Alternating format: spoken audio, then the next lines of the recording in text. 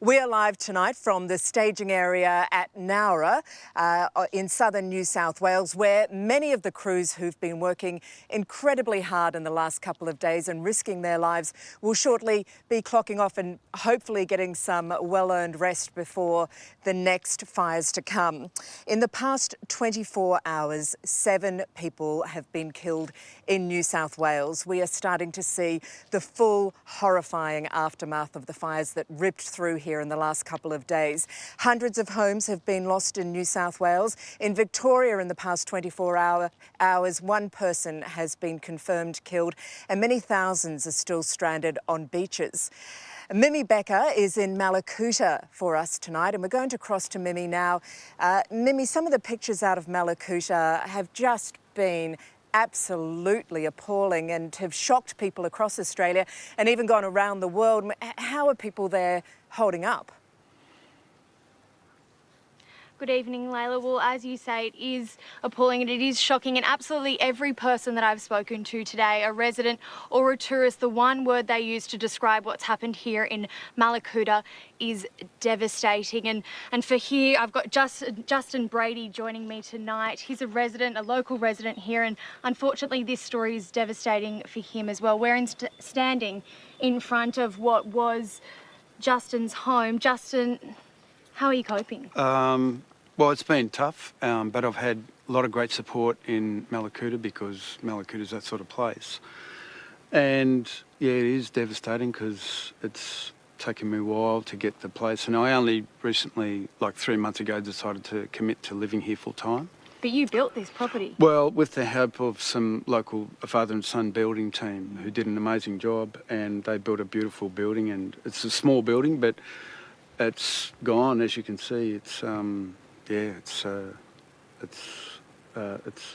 it is devastating, but we're lucky we got out on time.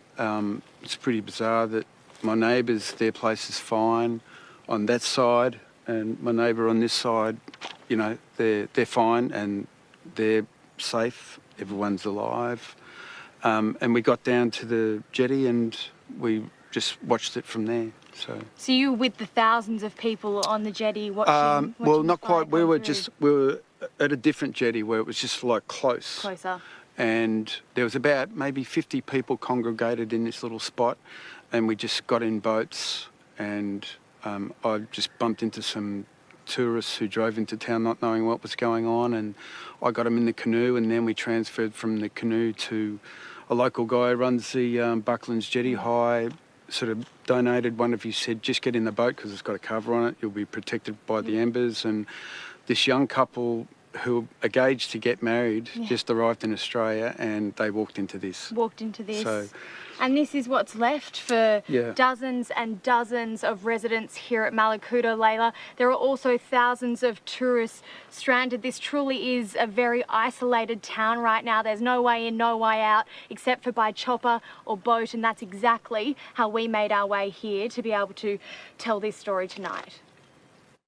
To give you an idea of just how isolated the residents and tourists here at Mallacoota are, we've spent 4 hours by boat to arrive here at the township. Right along the coastline, it was completely charred and smoke is still billowing in the hills. These residents, they have no way to get in or out. Mallacoota is cut off and under siege. Residents have slept in their cars for the past few nights. There's no electricity and dozens of homes are gone. Laid awake most of the night, but horrendous, pitch black, bright sort of red skies. Totally different experience, never experienced it before. The true scale of the destruction is best shown from this aerial footage. It doesn't discriminate at all. Many homes have been destroyed, streets unrecognisable. Residents could only watch on in horror as the ferocious fire tore through the town. Yeah, the Armageddon was sort of starting to hit. We could just see all the fires all around us, and it was terrifying. I hope I never ever have to go through that again. Pretty nerve-wracking. Definitely when Like it just started glowing red, and then when it just went pitch black and just the sirens and all that, it was just, pretty scary. The smell was horrendous. Yeah, hard to breathe. Then it was the big gas bottles that people have for their homes just were exploding, and there was whistling, and that was like kaboom, and you could just hear it. Earlier today, Mum Anna Pleats told Nine of the terrifying moment she had to take shelter in her boat with her 2 young children. It was me and the kids, and we had this blanket wet, and then we had a cotton one hanging down the other side, and we just crouched there. And it was just about being calm and being okay, because the smoke was pretty thick and there was a lot of ash coming down. As the fire front rolled in, the ash rained down thick and fast. Yeah, it was fast, and it was just high and thick, and I mean, I've just never been exposed to that before. While their holiday home wasn't lost in the blaze, they're unable to return, worried about the smoking remains and embers. My second home, and it's my sort of sacred place to come and rest, and so, but it will be beautiful again, because it just is. It's a beautiful people, beautiful place. Earlier today, a Defence Force barge was loaded in Melbourne with 2 weeks' supply of food, water and 30,000 litres of fuel bound for Malakuta. And now you guys are all stuck? Like thousands of others? We are, but we're going to take our holiday back just the way it was. Yeah, and help out where we can with the locals. Everywhere we can. Yeah. The girls, our wives have been down at the local supermarket stacking shelves today, so. Last night was our second night here. The first night I didn't sleep very well, so I was on a deck chair both times. But help is on the way. The Australian Navy has sent HMAS Choules to Malakuta to evacuate these residents and holiday makers. Because there's nothing in or out, and there's no one here to help, so do what you can. Mimi, the people who are trapped there must feel like they've been there forever. When are they going to be able to get away?